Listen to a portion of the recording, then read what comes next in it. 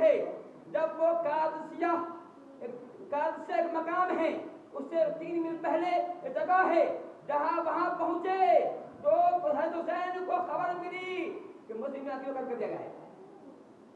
قادسیہ سے 3 میل پہلے حضرت کو خبر ملی کہ حضرت حسین حضرت مسلم عقیل کو جنہیں وہاں بھیجا گیا تھا بیعت دینے کے لیے، دیکھنے کے لیے قتل کر دیا گیا ہے۔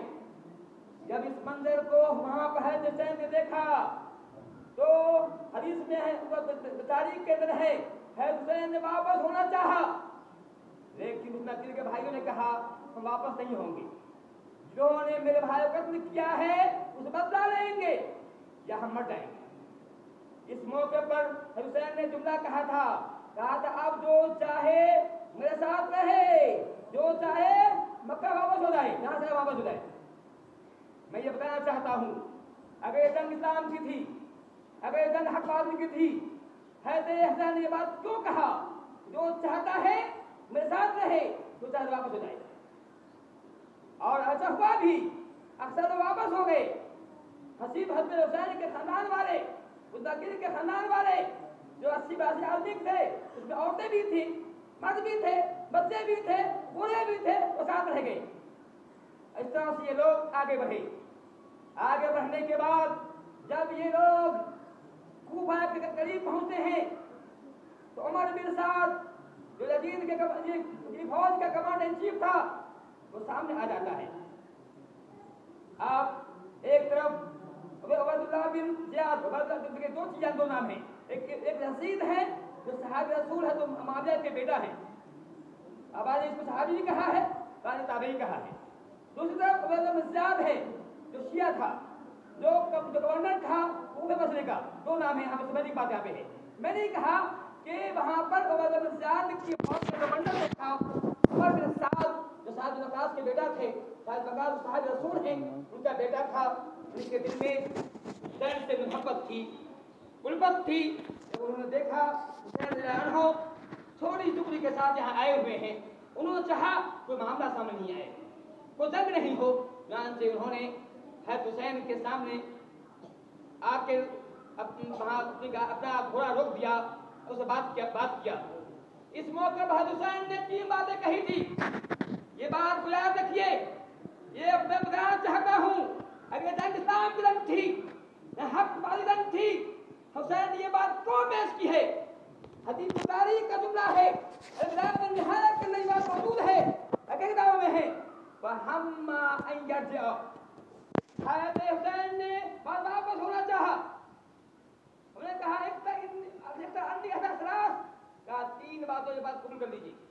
حضرت حسین نے عمر بن سعد کو 3 آفر دیا، 3 تجویز پیش کیا۔ پہلی چیز کہا کہ میں جہاں سے آیا ہوں مجھے واپس وہاں جانے دو، میں مکے سے مدینے سے آیا ہوں مجھے وہاں واپس جانے دو، ایک بات۔ دوسری بات کہی کہ مجھے یا پھر اما ان ارحقا بسبب الظهور، مجھے چھوڑ دو کہ میں ایسی جگہ جہاں اسلامی جہاد ہو رہا ہے، کفار سے، مشرکین سے، عیسائی سے، یہودی سے، میں وہاں جاؤں، اللہ جنگ کروں، اللہ کا شہید جاؤں، میں وہاں جائے دو۔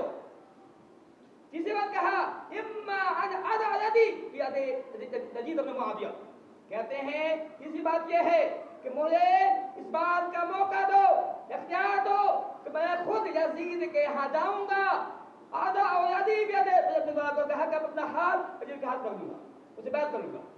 اگر یزید فاسق تھا، حسین نے بات کیوں کہی کہ میں یزید کے ہاتھ میں بیعت کروں گا؟ یہ بات سوچنے کی ہے۔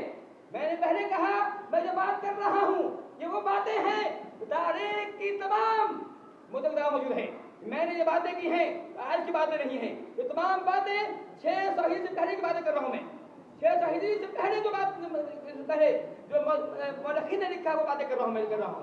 انہوں نے کہا کہ مجھے اس بات کا اجازت دیا جائے، اس لیے سب یہ ہے کہ میں یزید سے میں خود ملوں گا، اس کے ہاتھ بیعت کروں گا۔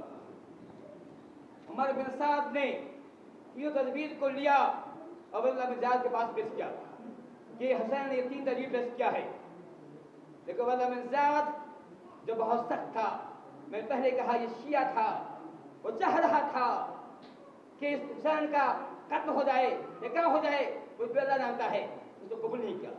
उसने कहा कि पहले हुसैन को मेरे हाथ बैत करना होगा।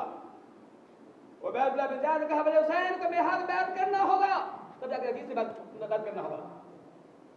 हमारे यकीन कहते हैं अगर यहाँ पर हुसैन फर्जंद पड़ जाते और अबू ज़ियाद हाथ बैत कर लेते, शायद ये हादसा न होता, हुसैन शहीद न होते। लेकिन हुसैन की तबीयत ने, खुददार तबीयत ने इस बात को वारा न किया कि मैं ज़ियाद का हाथ बैत किया जाए, और मैंने अपने ज़ियाद के हाथ पर बैत करने से इनकार कर दिया। नतीजे में जंग हुई। जंग क्या हुई, एक तरफ 80-82 आदमी, बच्चे हैं, बूढ़े हैं, खवातीन हैं, खुद जवान हैं। जंग क्या हुई, बस हल्की फुल्की झड़प हुई, हुसैन शहीद कर दिए गए। और अल्लाह का कदर मकदूरा, अल्लाह का फैसला था जो हो चुका था।